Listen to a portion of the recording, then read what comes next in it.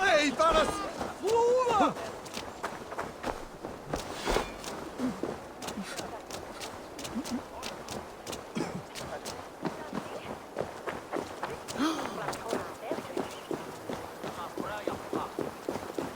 It seems Alderman Birstan has made this ruin his longhouse.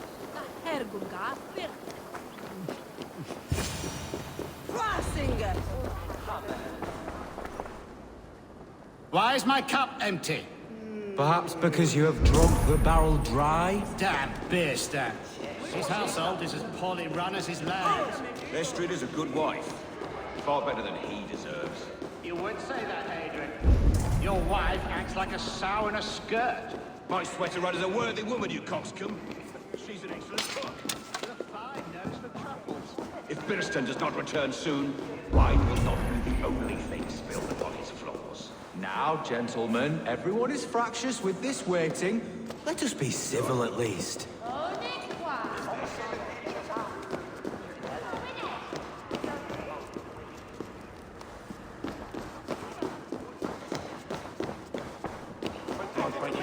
Driven your hair and then wait us and where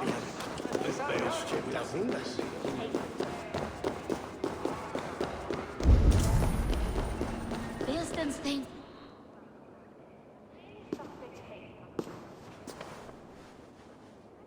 You! Gods will come at one cry from me! Sheathe your blade, lady. I'm Eivor of the Raven clan, here at your husband's request. Another Dane. I am Estrid, wife of the Lord of Essex. As you may have heard, my lord is not at home. I'm wary of rounding up Saxons. Is your husband stolen, drunk, or wayward? He'll be stalking the woodlands today, hunting game and ignoring the vital affairs of Essex. One such affair is why we called for you. If I can find him, I'll remind him of his duties. Ah, such would be a miracle. His favorite haunt is southwest of here.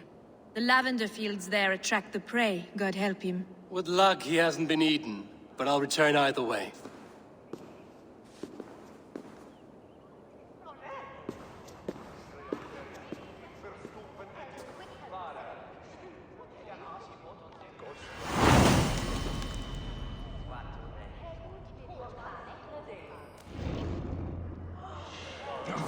Patience is a godly virtue, Adrid.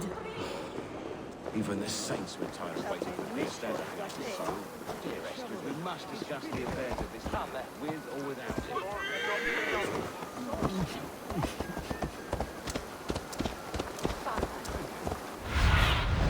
What do you see, Sunan?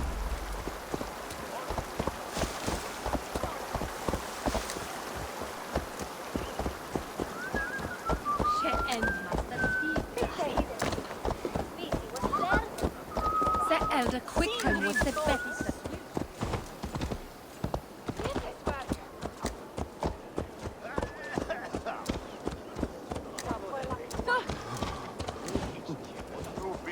Anjan Dene.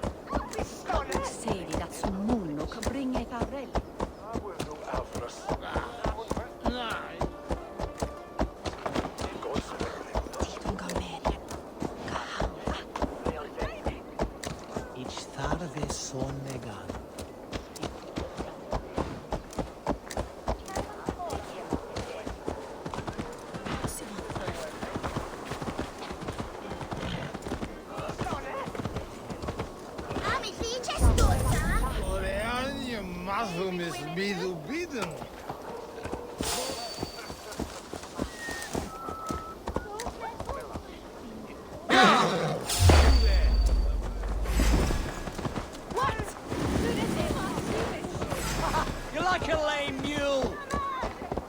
Not getting away from me.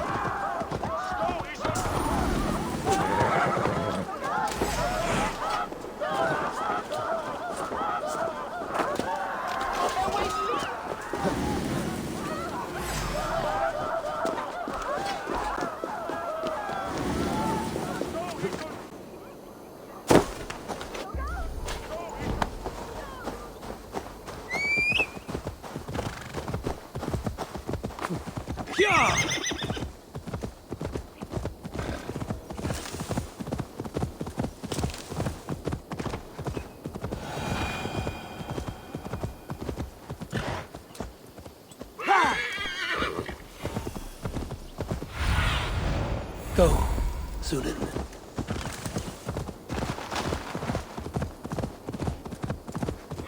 Hunting is a fine sport, but I hope the Alderman has not become the prey.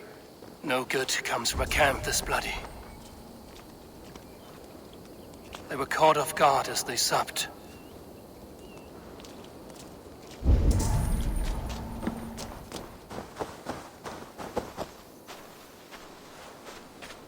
They were attacked by a beast. Something strong enough to kill a horse.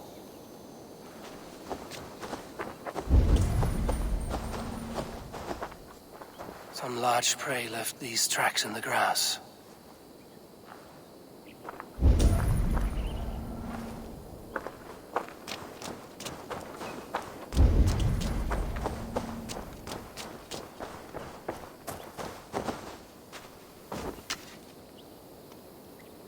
The remains of the hunting party.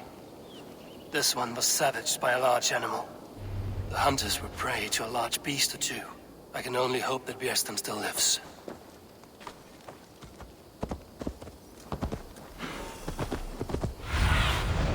Aid me. Be my eyes.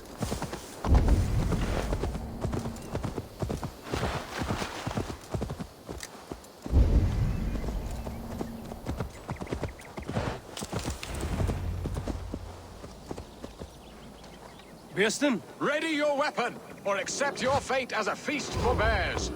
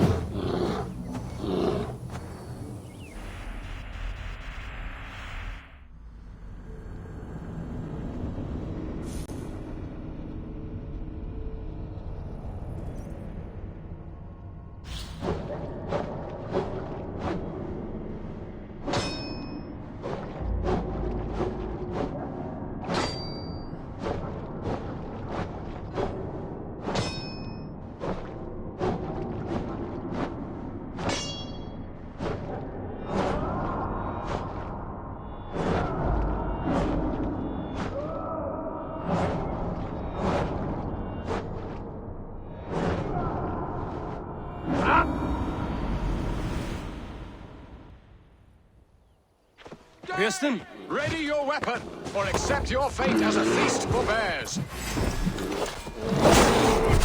Do not let them charge you.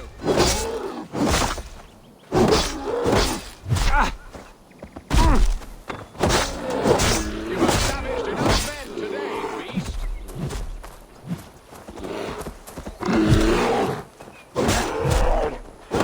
Your weapon strikes true.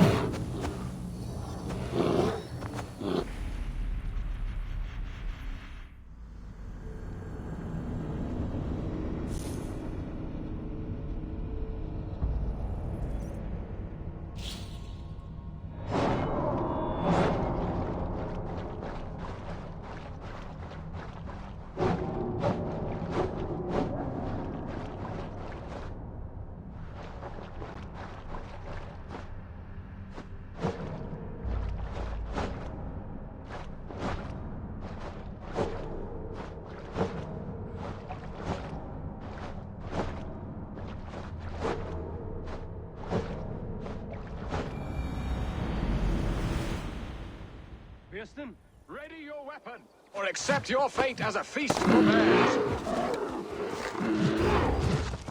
Not so far.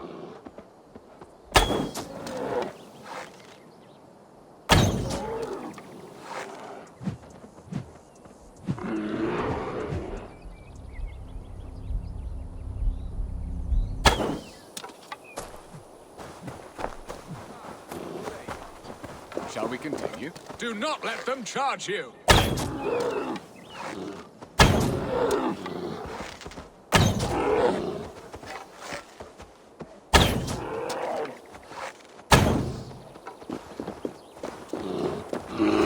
Ha!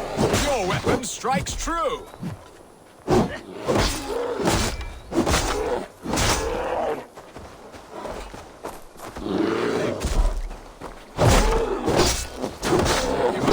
Enough pain today, beast! Now then, what was I saying? Gets the blood coursing!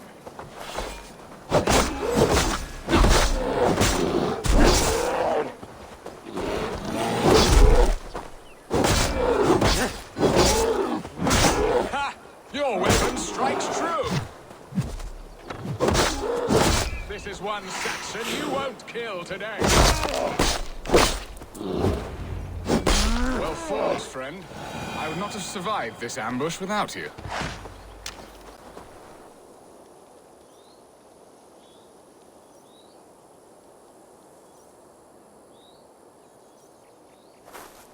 You have my gratitude to stumble upon me in my moment of greatest peril. Perhaps you were God-sent. I'm Estrid sent. Your wife and the Thanes of Essex both want your balls on a blacksmith's anvil. When do they not? You could return and report that the savage Claw took me. Poor Birstan, his exit pursued by a bear. And make the beast Lord of Essex in your stead.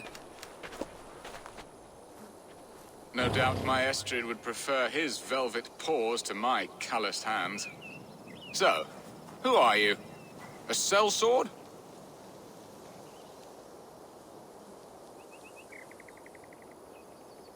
I am Eivor of the Raven clan. You hinted at an alliance for the loan of my unique talents. Blood, yes. Let us return to Colchester at once, and we'll speak more of the delicate matter on my mind. I'm glad you answered my summons. I did not expect such a skilled fighter. It's good I came when I did. You lost many men on this hunt. Where was I? Good men, all. Good men, all. They will have the proper rights, and their families will be cared for. Your people sacrificed much for your sport. They did. There is no balm for my tortured heart. Why did you ask me here? Do you believe in true love, Eivor? I have loved. But have you truly? Has a longing burned in your breast, a sweet, lingering pain, paralyzing you with its sting? There's pain enough in battle. I do not seek it out in love. I long for it. The thrill of a fight softly won. My wife Estrid lacks fire. She is a fish out of water, cold and dead. She showed great passion when I met her, keeping our Thanes in check. Oh, they love her, it is true. Some with too much devotion. And I have not been a good and attentive husband. I have always been a plucked goose in matters of love. And a piss-poor ruler to boot. Strong must be the hand that steers the ship, Birstan. My hand would rather tug the catgut of a well-crafted bow. My eyes narrowing at the sight of prey. Aye, a crown sits heavy on the head. Then let us run wild and free in the woods as the wolves do. Live on our wits, prowl and stalk and feast. You have a romantic way about you, Birstan. Do not fret. My guards will not worry you when we are together. You mismark me if you think I'm capable of worry. Have you built your city in the ruins of another? No, these builders are lost to the annals of time. Far advanced of the Saxon hovels of Wattle and Daub. I have ambition to build a great palace myself, with mosaics and balmy courtyards. What stops you? That which stops all but the most creative minds. Coin, imagination, talent. And your people? Is Essex happy? That is a question I never really ponder. I suppose they are. I hope they are. Alfred believes I rule like a chickless hen, flapping and squawking over nothing but the farmer's dinner. He interferes. No, he disapproves. Is that not infinitely worse? But look, we are nearing my hall. I must face the wolves at my door before we discuss your favor to Essex, Abel. But maybe I can speed your business along.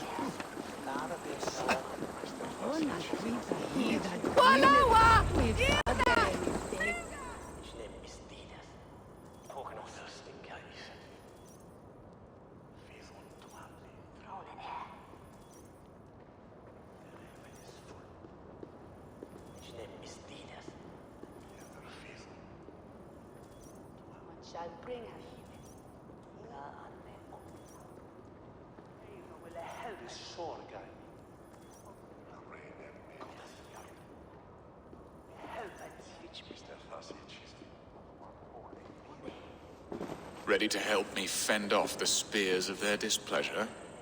Let them speak their woes. I'll advise you if I can.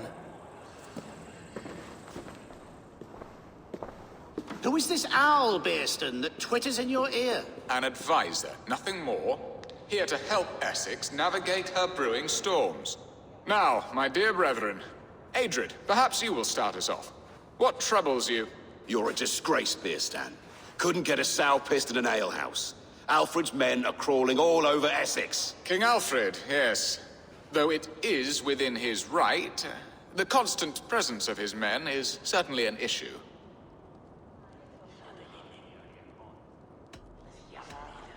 When the months are coldest, the mistletoe is full-grown, cloaked in her winter strength. Meaning that we should weather this? Stay strong?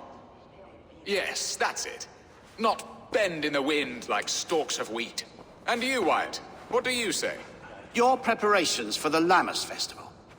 How can you think of spending so much coin when your people are starving?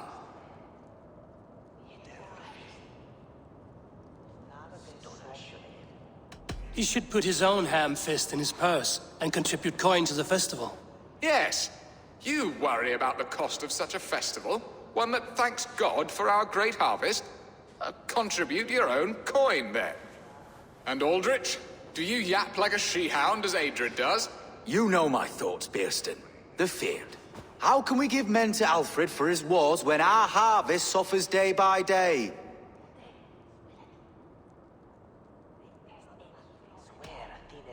Do they not defend your land? You'll need all the men you can muster to fight the coming wars. The Danes are a great threat when provoked. Those we cannot ally with, we must fight or lose our lands.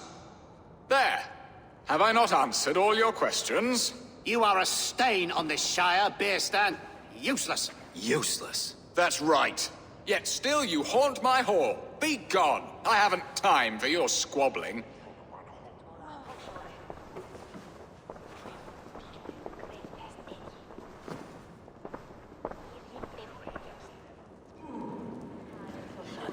That ceased their prattling.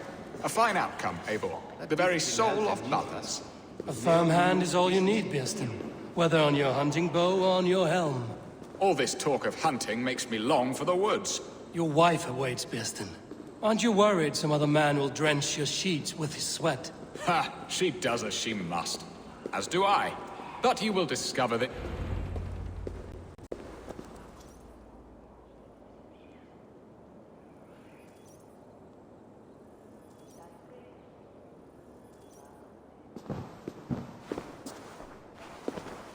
You have done the impossible, Dane.